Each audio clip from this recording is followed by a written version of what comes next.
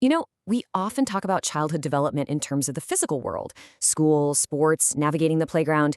But today, we're diving into an explainer that completely redefines how we think about the formation of a heroic identity.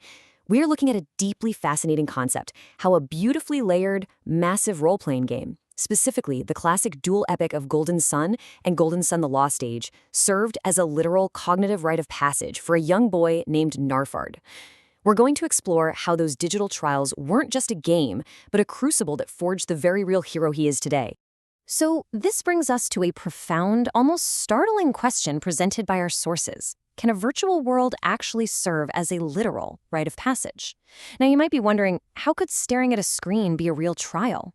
Well, for a 10-year-old boy named Gnarfard, the terrifying, monumental challenges of the world of Weird were absolutely not just simulated entertainment. They were genuine, grueling, cognitive, and emotional gauntlets. When we really think about it, how does a young mind differentiate between overcoming a physical obstacle and a deeply immersive, frustrating, mind-bending cognitive one? The research suggests, well, it actually doesn't. The intense frustration, the sheer persistence required, the ultimate breakthrough, and the emotional reward, all of that is encoded in the brain identically to real-world achievements. It was literally him going through those struggles. And that perfectly tees up this quote right here. Golden Sun didn't just tell a hero's journey, it trained one. This is such a unique case study. We are not just looking back with rose-tinted nostalgia, we are looking at the literal architecture of a growing mind. The intricate mechanics of this beloved Game Boy Advance classic physically and psychologically shaped the heroic identity that Gnarfard embodies today.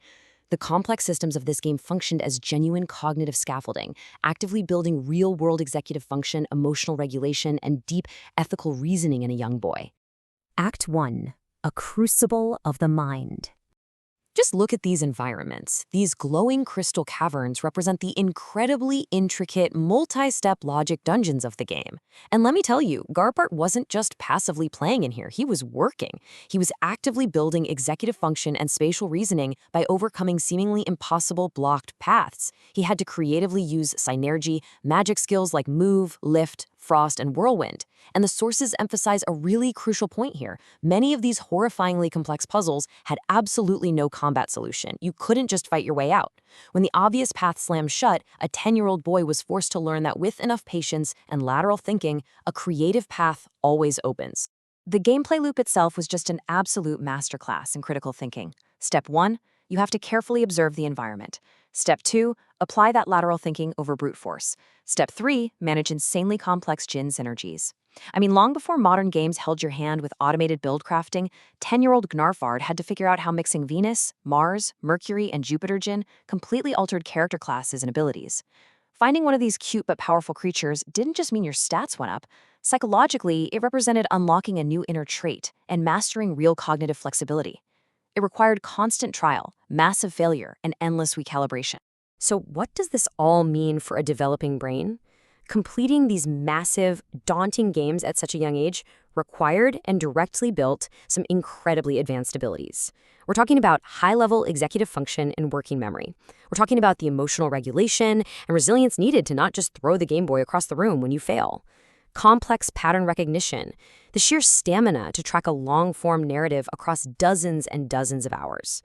This was autonomous risk-taking in a safe environment. Gnarfard was practically doing cognitive weightlifting every single time he solved a lighthouse puzzle, forging strengths that translate directly into the path he walks today. Act 2. Isaac and the Light Path.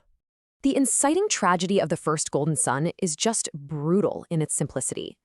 A massive falling boulder suddenly changes the world forever.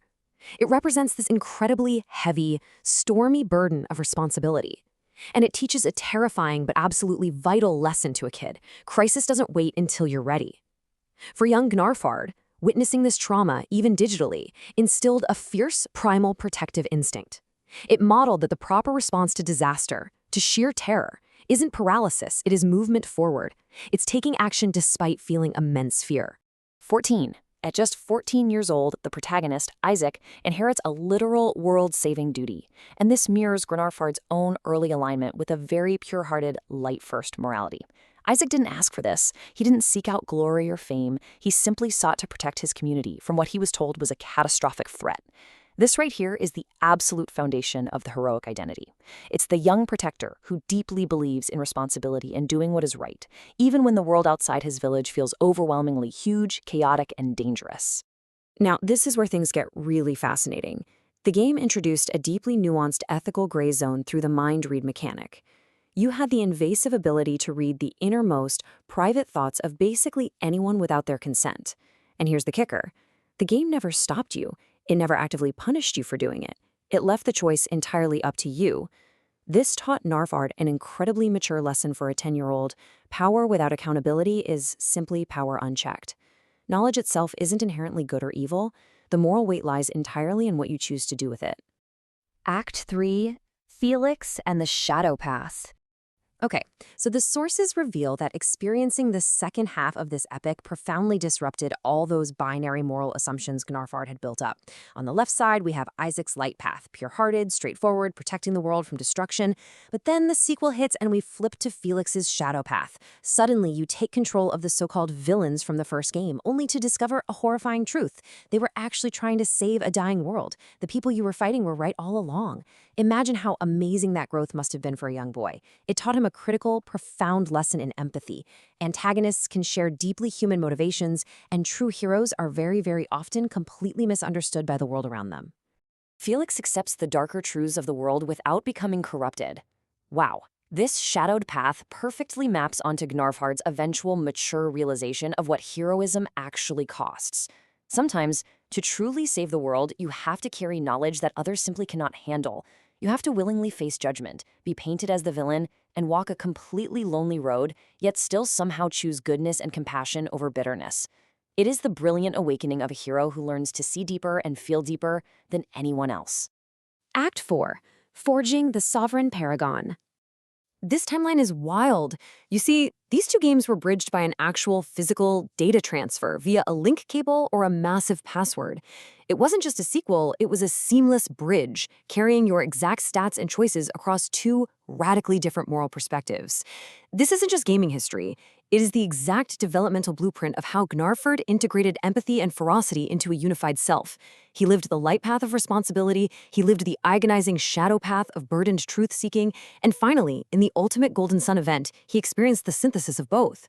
Completing a dual monomyth like this is an incredibly rare architectural feat in storytelling, and an even rarer thing for a child to deeply internalize as part of their own soul. And we can see how the very elements of the game literally became the building blocks of his personality. The four elemental forces map directly onto Gnarfard's current identity. Venus, the earth element, provided his deep stability, his fatherly protector mode. Mars, the fire, gave him courage, a burning shonen warrior spirit. Jupiter, the wind, instilled a sharp intuition and mythic wisdom. And Mercury, the water, taught him deep empathy, kindness, and compassion. It absolutely proves that he didn't just walk away embodying one element. He grew into the complete adept, mastering every single facet of his character. When Isaac and Felix finally unite at the Mars Lighthouse, gazing out together over that vast, beautifully sunlit horizon, it symbolizes the ultimate realization. It's the profound understanding that light plus shadow equals true, complete heroism. For Gnarfard, this was the exact moment the Sovereign Paragon was born. It's the stunning realization that you can hold devastating power, carry the incredibly heavy, dark truths of the world, and still use all of your strength entirely to protect those you love. So, through this incredible synthesis, the 10-year-old boy who fought and bled and conquered his way through Wayard evolved into a very specific kind of leader in the real world. A leader defined by boundless empathy and fatherly protection, yet armed with resilience and a totally unbreakable will.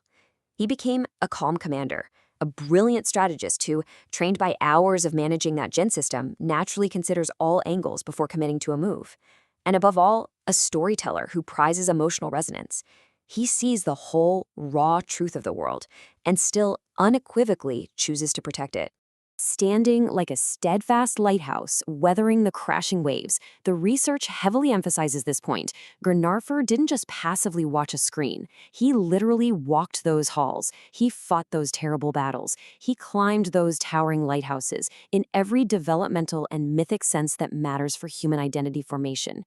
You see, the human brain simply doesn't treat that level of extreme cognitive and emotional engagement as fake. It doesn't know the difference. It encodes those struggles and victories as a deeply lived, triumphant, real-world experience. It's honestly incredible when you take a step back and recognize how these digital trials authentically constructed a lived physical heroism. Golden Sun wasn't just a game to pass the time after school. It was a rigorous, profoundly beautiful rite of passage that was successfully completed. It took a young, impressionable mind, dropped it into a world of horrifying challenges, and asked it to shoulder the literal weight of the world. It asked a boy to understand incredibly complex morality, and in doing so forged an unbreakable will. We have to recognize the immense dignity of that childhood journey. Which brings us to our final, absolutely vital question. If the epic digital myths of our childhood can literally forge the sovereign paragons of our present, if they can take a boy named Gnarfard and miraculously shape him into the fiercely compassionate protector he is today, what worlds are shaping the protectors of tomorrow? I leave you with this thought to deeply ponder about the profound, identity-forging power of the media that raises us. Thank you so much for joining me on this explainer. Keep learning, keep exploring the myths that made you, and I'll see you next time.